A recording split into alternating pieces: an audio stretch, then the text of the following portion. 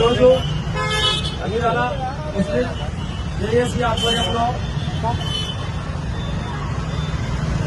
బీహార్ ముఖ్యమంత్రి నితీష్ కుమార్ ఒక మహిళా వైద్యురాలిని ముఖం మీద ముసుగులో లాగి ఆ మహిళను అవమానించడము భారతదేశ చరిత్రలో ఇది రెండవసారి. మొదటిసారి ఆ రోజు మహాభారతంలో దుర్యోధనుడు ద్రౌపది చీరను లాగి ఏ విధంగా అవమానపరిచారో ఆ రోజు మహాభారతంలో, అదే సందర్భంలో అక్కడున్న కౌరవులందరూ నవ్వి ఆ ద్రౌపది మహిళను అవమానకరం చేశారు. అదేవిధంగా ఈరోజు మొన్న పాట్నాలో బీహార్ ముఖ్యమంత్రి ఒక కౌరవుడు మాదిరిగా ఆ మహిళ ముఖ్యం నుంచి లాగి మరొక ద్రౌపదిని చేశారు. ఆ మహిళను అక్కడున్న సమాజం, అక్కడున్న మంత్రులు, బీజేపీ మంత్రులు, జేడీయూ మంత్రులు, అక్కడున్న వాళ్ళందరూ నవ్వి కౌరవుల మాదిరి బిహేవ్ చేసి ఆ అమ్మాయికి, ఆ మహిళా వైద్యురాలికి అవమానకరం గురి చేశారు. తర్వాత ఆ అమ్మాయి ఆ జాబ్ లో జాయిన్ కూడా కాదు, నాకు జరిగిన అవమానానికి నా మనసు తేరుకోవడం లేదు, నాకు ఈ జాబ్ కూడా వద్దని చెప్పి ఆ అమ్మాయి బీహార్ వదిలేసి తన సొంత రాష్ట్రమైన కేరళకు వెళ్ళడం జరిగింది. ఇది ఎంత దౌర్భాగ్యమైన విషయం.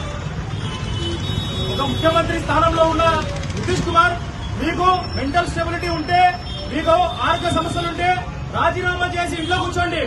అంతేగాని ఇలా అవమానించడము, ముఖాల మీద వృథాలు రాగడము, ఆడవాళ్ల మెడలలో దండలు వేయడము, ఇవన్నీ మూర్ఖపు చర్యలు. మీ వయసు అయిపోయితే ఇంట్లో కూర్చోండి. అంతేగాని ఈ విధంగా చర్యలు తీసుకోవడము, ఈ విధంగా బిహేవ్ చేయడము ఈ హోదాకు, ఆ స్థానానికి తగదు.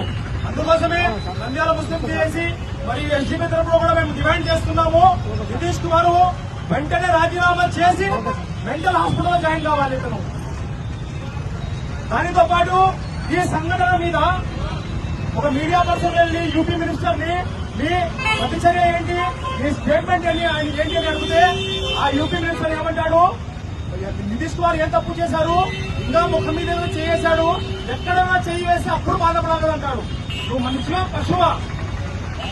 ఆ అమ్మాయి స్థానంలో నీ తల్లు, నీ కూతురు, నీ చెల్లెలో ఉంటే ఇదేగా మాట్లాడతావా? ఆ అమ్మాయిని ఏ జాతి అయినా మనకెందుకయ్యా? అతను ఆడ మనిషి కదా, ఆడమ్మాయి కదా, అటువంటి అమ్మాయికు ఎక్కడో చేయలేదు కదా, మనం ఎందుకు బాధపడతా ఉంటాం?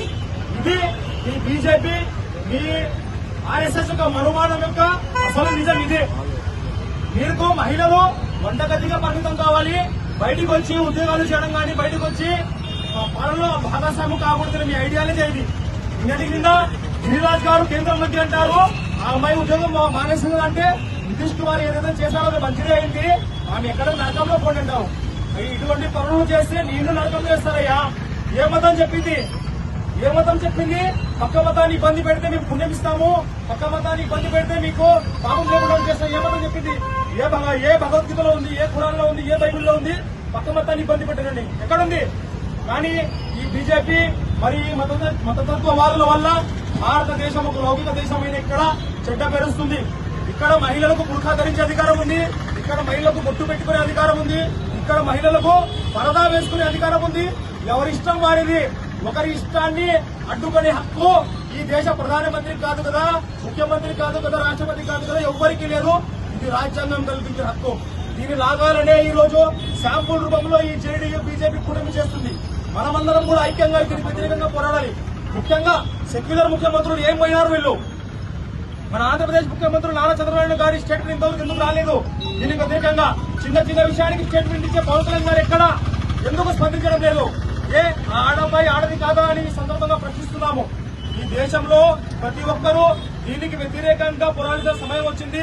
అందరం కలిసి దీనికి వ్యతిరేకంగా పోరాడాలి. ఖచ్చితంగా నితీష్ కుమార్ రాజీనామా చేసేంత వరకు దేశ ప్రజలందరూ ముందుకు వచ్చి అతనికి వ్యతిరేకంగా పోరాడాలని పిలుపునిస్తున్నాను. జై హింద్, జై భారత్. తర్వాత